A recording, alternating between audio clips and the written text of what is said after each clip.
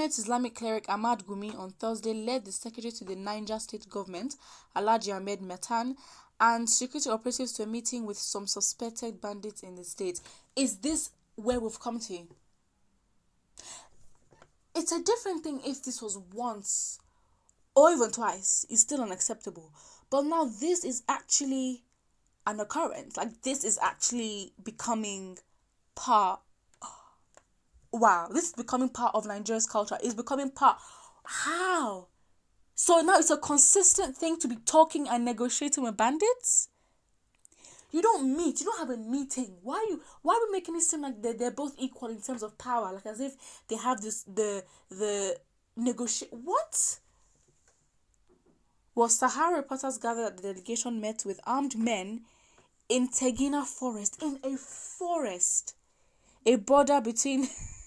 a border town between Niger and Kaduna states. The development comes 2 days after government abducted 27 students and workers of the Government Science College, Kagara, Niger State. The cleric, while suing for peace, reportedly preached to the gunmen and urged them to release all abductees. What? I don't understand. We need to actually make this clear. Are we running a democracy or we're just doing what we like? Because I don't understand. I don't understand. I mean, it's even brave of me to assume that the democracy is actually being applied and enforced in its best capacity. Because the country is already what? We know the country is divided. Yes, that's fine. But then what are we actually applying? Because we have the northern people using the Sharia law. We have but then. Because if you make it see, because they put traditional rulers and religious leaders as sort of in the same category, but then in the southern part of the country, I've not seen any traditional ruler or king that has this much power to be negotiating with bandits. Imagine if the Oba of something or the whatever or the Eze starts talking, or the chiefs start talking to bandits. Like, does this make sense? Well, Gumi told the bandits that they had that they had legitimate concerns and that the Nigerian government should look into ways of providing a reasonable means of livelihood for them. Speaking during the visit, the leader of the group, Dego Jide, promised Gumi and others that all those kidnapped, either directly by his people or by people he could influence, will be released soon. Gide also showed the delegation an entire community said to have been raised in a military. I can't even read this. Other members of the group separately narrated their ordeal, frustrations, and why they resorted to banditry. And so what? There is no excuse. I understand that you might do things that you don't like for a means for you to survive. It's absolutely normal for things not to go your way, and you'd have to do. Let's say you're working somewhere and you have to start doing jobs that do not reflect your qualifications. That's absolutely fine. But banditry, fraud, there's no excuse. Absolutely not. There's actually no excuse, because you can do jobs that might pay less, but why would you go steal from another person? Why would you go kidnap other people? Why? And if anything, you have to blame your government for not putting things in place.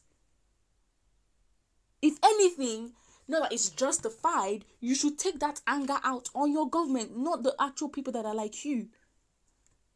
Of course, it's tempting when you're in times of desperation, your values are tested, whatever is tested, and you're not even sure what you might do when you're tested. But still, the fact that they will not even face the consequences for their actions, it says a lot, because then you're actually encouraging these people to go into these kind of crimes and be like, do you know what? Let's start. This banditry business is actually very, very good. It's absolutely shameful. In January, over 500 bandits reportedly agreed to lay down their weapons in Kaduna after he struck a peace deal with them.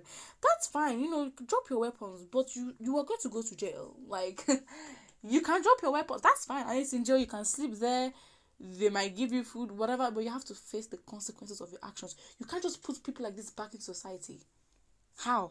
And then they get annoyed when the people take laws into their hands and are like, we're not gonna accept this, and they're like, you know what, this is not for us. It's actually embarrassing at this point. And of course, there are comments here. The first one says, "How did you know their locations and the uniform men can't?" Gumi, I think we will still soon declare Republic of Kogi. We all need a safe and friendly environment to live irrespective of religions and continue.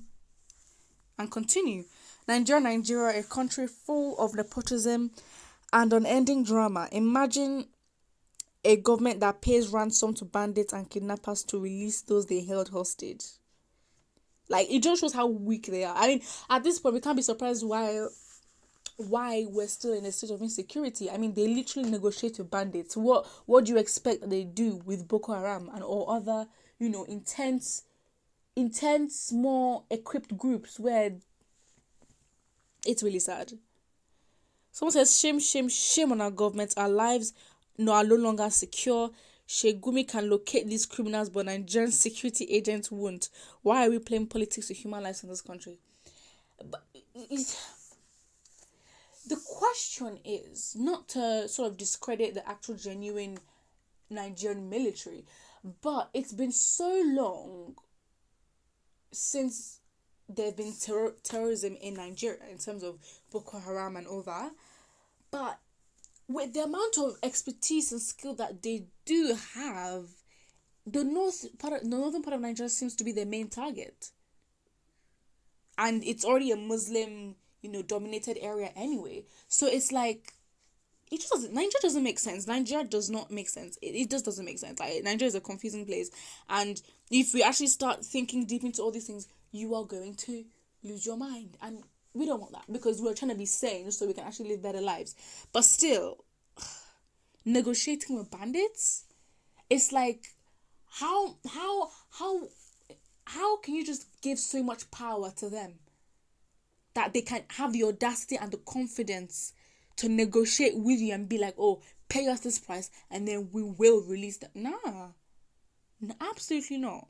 So then this also goes to prove that we actually have money in the country, but then it is irrelevant things like this that you spend it on, because you can actually spend, if the money they use to pay the ransom was spent on getting arms for the Nigerian military or train them better, then what are you talking about? They can find these people. And it's embarrassing. That's all I can say at this point. Put what you think about this in the comment section below, and do not forget to like and subscribe.